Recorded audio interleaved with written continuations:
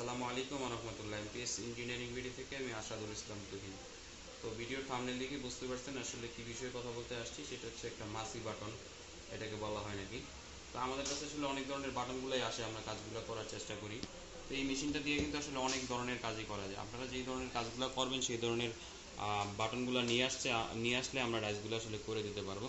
তো এটা দিয়ে কিভাবে কাজগুলো হয় এবং ডাইসটা আমরা কিভাবে তৈরি করলাম, হ্যাঁ, সবগুলো এই ভিডিওতে দেখানোর চেষ্টা করবো। তো আমরা চিন্তা করছি যে অনেক ধরনের বাটনের কাজই তো আমরা আসলে করি, তো এটা আসলে একটা একটা করে আমরা ভিডিও দিয়ে দেওয়ার চেষ্টা করবো, তাহলে আপনাদের বুঝতে সুবিধা হবে যে সব ধরনের বাটনের কাজগুলো আসলে করা যায় এবং ফিনিশিংটা আসলে ওভাবে আসে কিনা বা হ্যাঁ।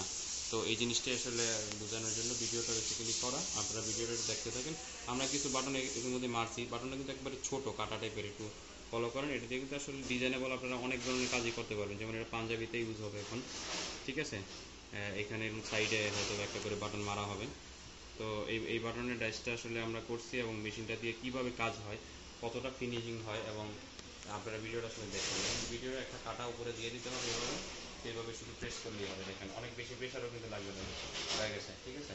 তো আপনারা ভিডিওটা ফলো করেন, অল্প প্রেশারে কিন্তু দেখছেন কত সুন্দর ফিনিশিং লাগে গেছে।